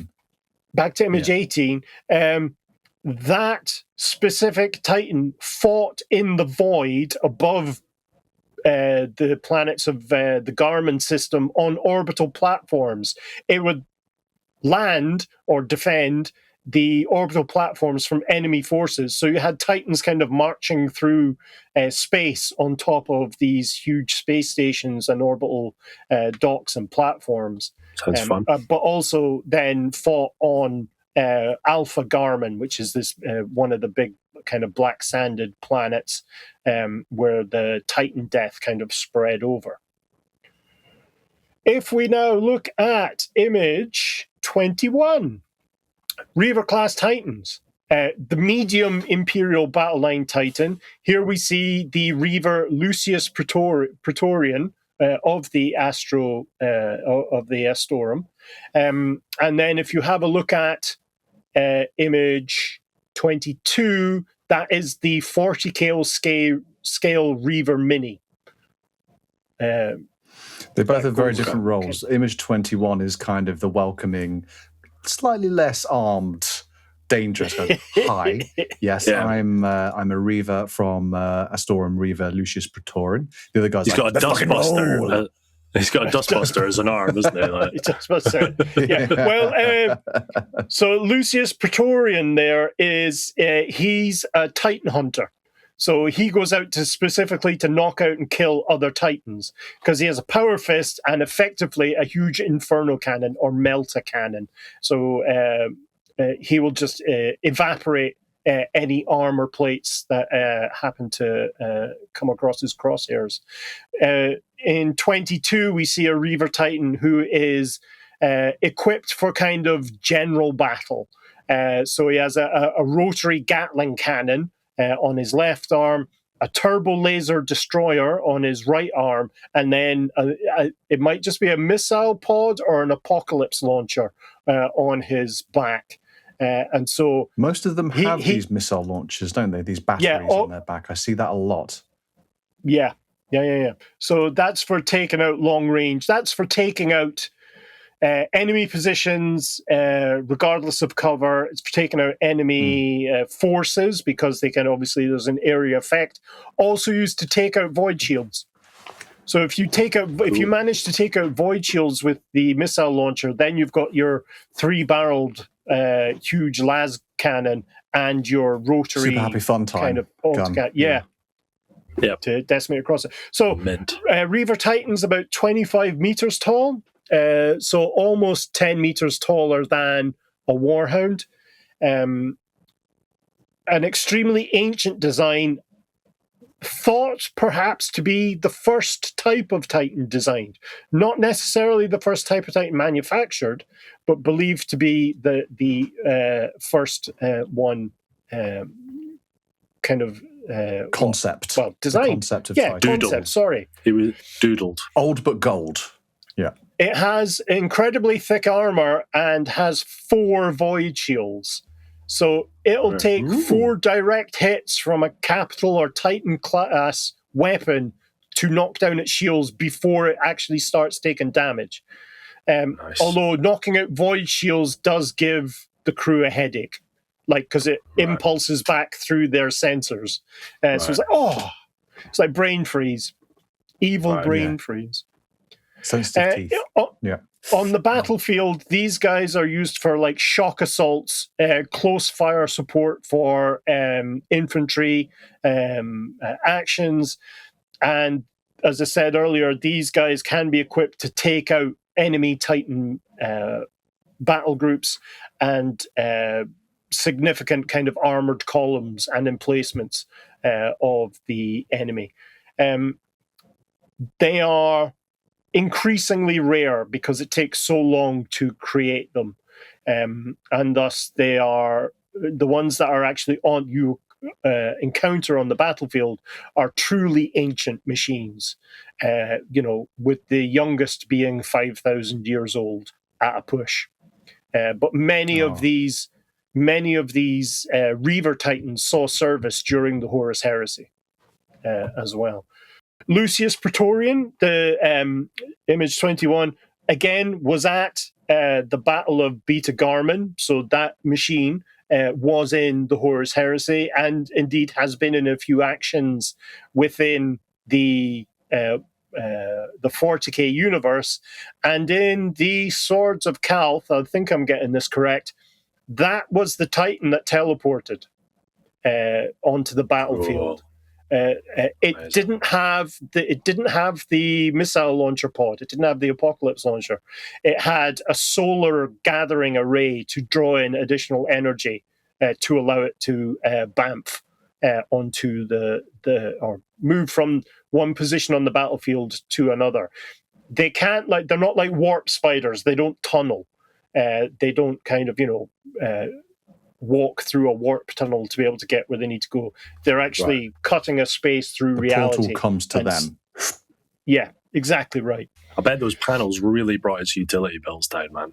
I've heard it's a very, very, very, very wise move. But very slow to recharge. Yeah, very slow. Especially on a cloudy battlefield. Yeah. Always a bit grey. Ooh. Images 23 and 24. This is the Warbringer class Artillery Titan. So it is armed. Its arms are similar, and the weapons on its arms are, in fact, the same as that on image 22. So we've got a rotary cannon and also the turbo laser destroyer. One's a lefty, one's a righty.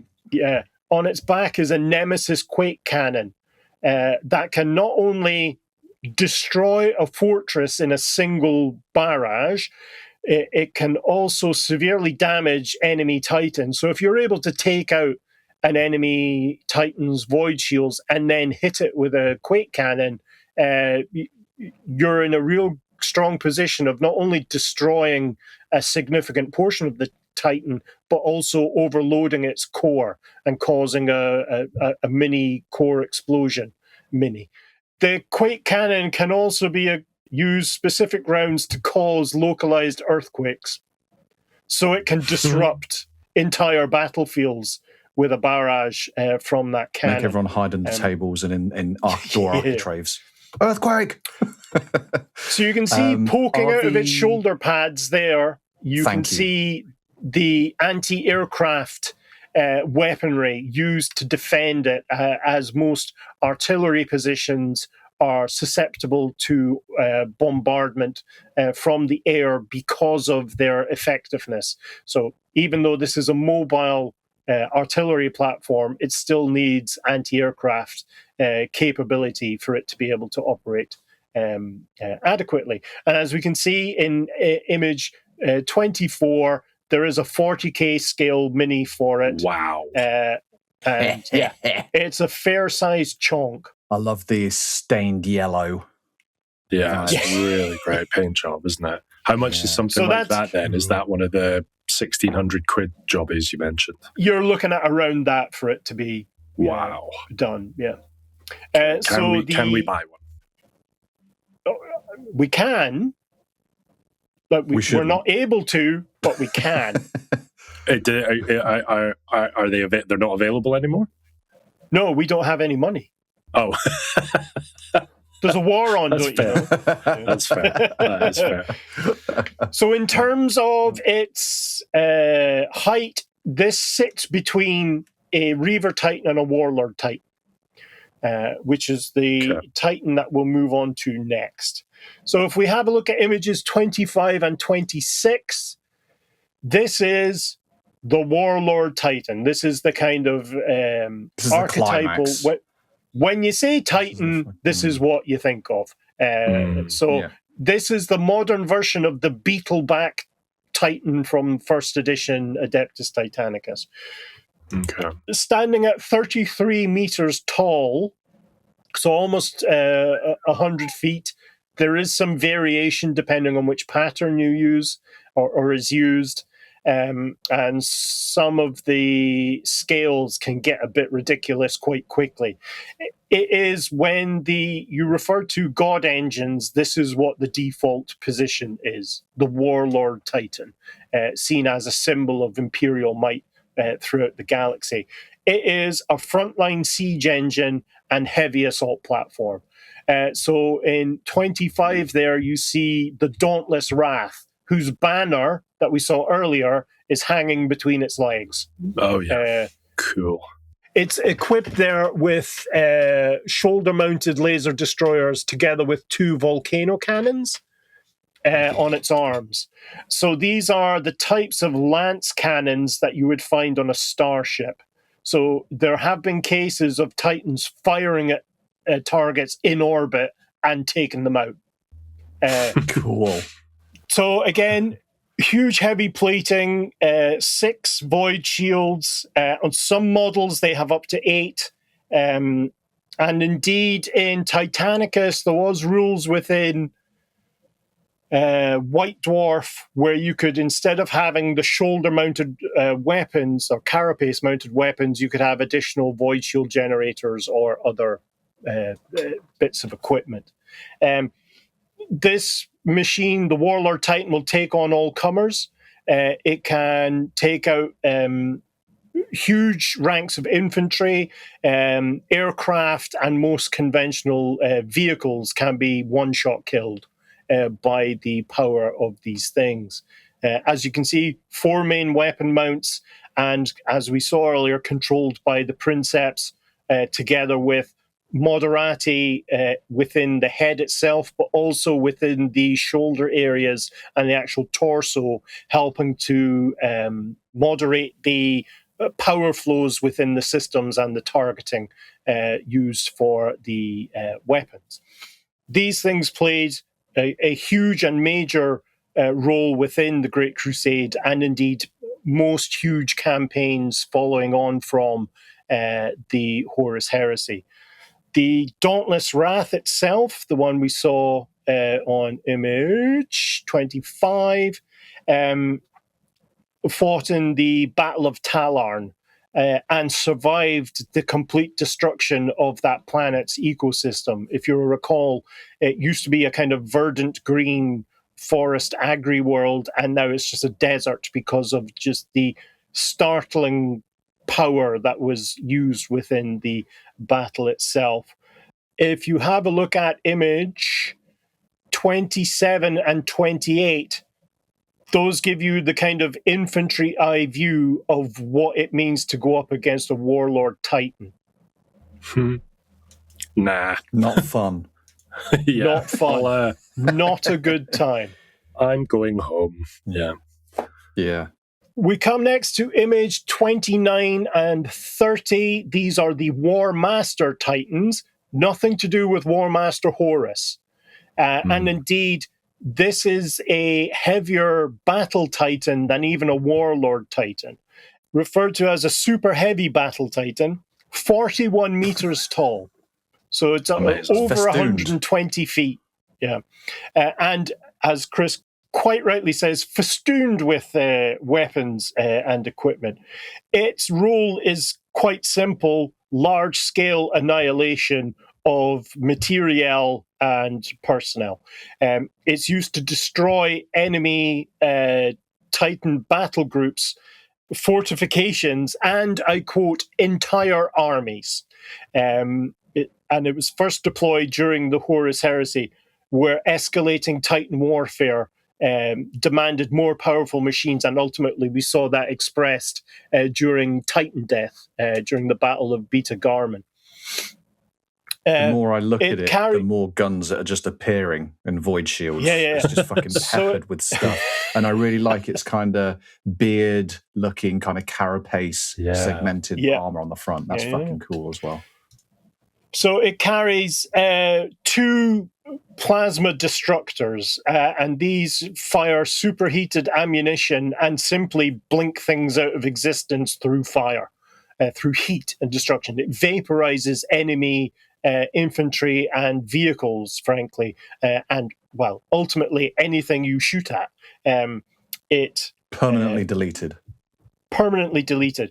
You can see, as the Kral quite correctly pointed out, festooned with defense weapons like anti-aircraft weapons coming off its carapace. You see it's got knee cannons and knee missile pods for taking out enemy infantry. Cheeky. There is a version called the Iconoclast, which is in image 30, which has a heavy Titan-sized chainsword used for cutting through fortifications and enemy Titans, and will cleft them in twain. It also has a missile pod hidden within its kind of power claw fist as well, and it's used for taking out fortifications and strong points. So it's a siege Titan, specializing in cutting through fortifications, but also enemy Titans to get at the enemy forces inside. A few of them saw service at the Siege of Terra and caused untold problems for the defenders, as one can imagine. Mr. Kral, you had your hand up there. Size of these? What are these called? Sorry, of the Warmaster. About 41 meters tall, so over 120 feet tall. Bigger than a Warlord. Yes, much bigger than not much bigger. 8 meters taller than a Warlord, but again, it's the mass. They're 8 meters, and kind of the mass scales up. In all Again, directions. incredibly heavy armor. Yes. And if this was to go toe-to-toe a Warlord, the Warlord, depending on its layout in terms of weapon or loadout, it wouldn't stand a chance. Wow. Really? We move now to our final type of Titan, the Imperator Titan or Emperor Titan. So if you have a look at image 31, it is the largest and most powerful class of Titan used by the Mechanicus and thus the Collegia Titanica. It is a walking fortress and command platform and mobile cathedral. This is the Titan that's within the Mandati, going around spreading the imperial peace. So if one of these rocks up on your planet, you're instantly in the Imperium. You don't really have a choice. So depending on the accompanying forces, this will be guided by a member of the Inquisition, or it will have regiments of Arbites or troops and so forth in support of it. Mr. Kral, you had your hand up there. It's an evil Disney castle. Yes. Yeah. Very difficult for that to translate to 40K scale or even epic scale in a kind of modern, believable way. Like the Warmaster Titan just kind of skirts the edges of believability in terms of functionality. I don't know how you'd translate the Imperator Titan into an actual believable It will blow Ben's mind. Like, there's not enough football fields in the world as a scale, as a sense of scale. These are, while extremely rare, there are hundreds of them. There has to be to match the lore. So you've got tons of them out in space on these chapel spaceships, kind of spreading the imperial word and peace along with the various other institutions of the Imperium. You also have, an average of one, perhaps, with all Titan legions. A lot of Titan legions won't have them. Some will have one, some will have two. Regardless, they are the ultimate expression of the Omnissiah and are seen as direct avatars and manifestations of the machine god, and serve both militarily and realistically as religious roles within the Imperium. They range in size from 55 meters to over 100 meters tall. So they range from 150 feet to just under 300 feet. And again, in the lore, there will be exceptions. Some of them are much bigger. The one, I can't recall the size of the one at the Siege of Terra in defense of the Imperial Palace. It was gargantuan. The obvious feature of this is the huge war cathedral sat on its shoulders, which carries not only their own kind of weapons, but also surround a significant barrage weapons, as well as the huge laser cannon that seems to just be pointed into orbit as if it's watching someone and is about to get blasted. Unrealistically thick armor and 12 void shields means it would take multiple maniples to even make a dent on this thing. That's how big they are. And are largely immune to most conventional weapons. In terms of the weapons it carries, it's got the rotary cannon on the left is a Hellstorm cannon. So it is the largest grade artillery cannon, but like a minigun. Of course it is. Of course it is. It's the Imperium, of course it is.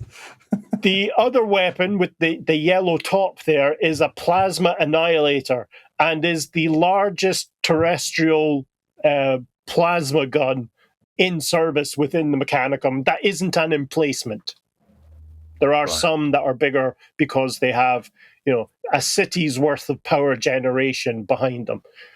This just feeds off of the reactor core.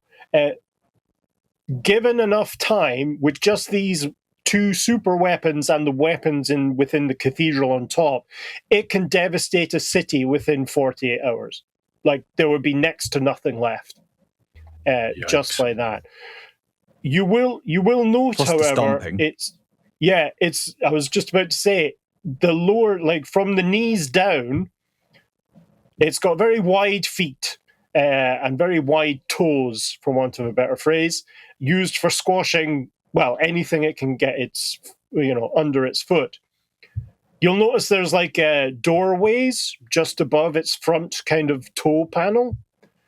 Each of those legs is also a barracks, which contains usually Mechanicum troops, but in earlier editions of Adeptus Titanicus, you could store, I think it was 3 full squads of Marines in each of those legs. So it could march into a city, disgorge troops from its own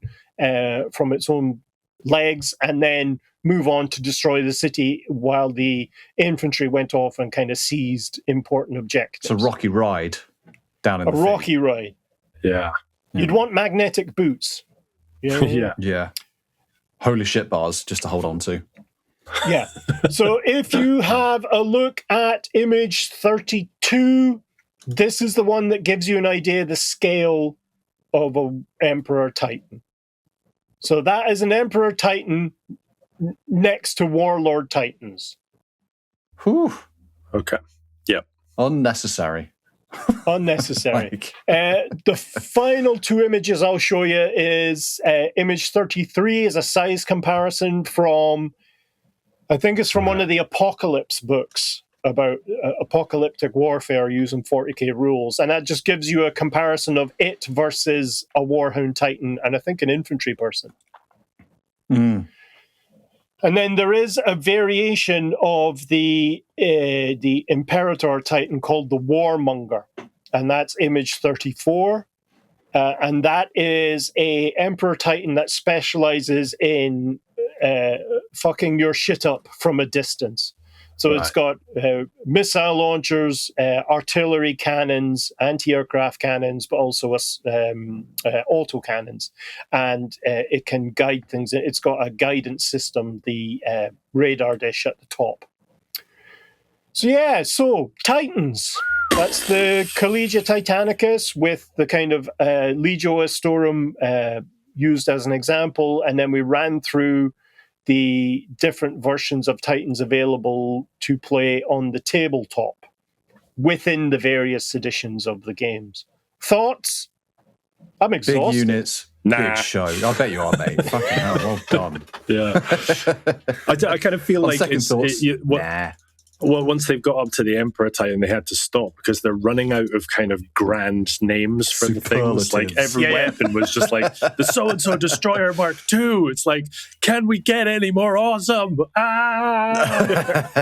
Shouting louder and louder. Yeah. Yeah, I love that. Like the final jump in height wasn't just kind of, and a few more meters, and a few more. It's like, no, this fucker is double the size of the last one. That's your lot. Yep. You're not having it anymore. You'll have to make do. Like, so this is the one that we've got a photo of Kral next to, isn't it?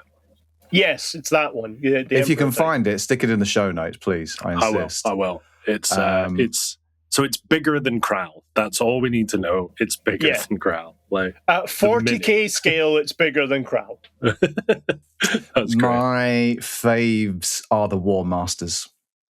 Yeah, they were a surprise. I'm sure I've seen them before. I do like not really noticed them, but like, they're a new Titan to me, and they look ready for biz.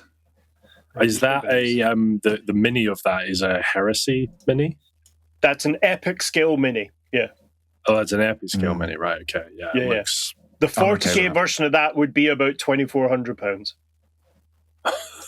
If they made one, and they won't. Part of it, fucking hell, £2,400. I think my favourite part is the armoured beard. I think that's so cool. Yeah. Yeah. Well, I know what I'm getting for Christmas. Beard armor. Beard armor. Sounds like a dwarf invention. Yeah, all very, very fun. Fucking hell, so good, so good. Yikes! Yeah, that was. I think I really want to watch a battle report of the games. I've tried watching battle reports before, and I don't understand most of what's going on. But I kind of want to. I mean, I imagine that it's just a lot of standing there and just shooting at each other in turn, isn't it? I don't imagine there's a lot of moving tactics or moving strategy. I slap you. You slap me. Yeah, I challenge Yeah, you I to a duel. bet the battle report is much like the is it like the BBC Radio 4 forecasting shipping report? yeah.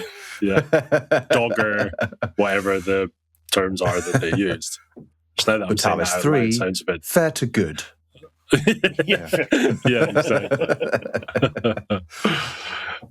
Amazing. Well done, Dar. That was an epic. I had nothing to call. It's like one of those conversations. No where pun somebody intended. Yeah. wants to talk. Wants to just sound something out with you. They don't want your input. I was like, I've got nothing to add. I've got nothing to add. Sometimes no words are needed. I was just no words just are needed. absorbing. Just absorbing. Titans. Great stuff. Yeah. Titans. Right. Let us wrap up then. All right, that's all from us. Thank you so much for listening. If you want more 40k content, you can hit the Patreon link in the description and sign up today to listen to our bonus show, 40KO'd, and the ad-free, uncut edit of this episode, all for a mere £5. Details and imagery for the topics we've discussed in this show can be found on our website at layingdownlore.com, where we also have all our previous episodes, release schedules, and merch. And you can join our Discord for free or sign up for full access for £1. Just hit the link in the description and come and tell us what you think of Kral and my new favourite Titan, the Warmaster. Not linked to Horus, as we now know. We'll be back again soon, displaying just how little Kral and I know. And until then, goodbye. Goodbye. I'm going for a nap.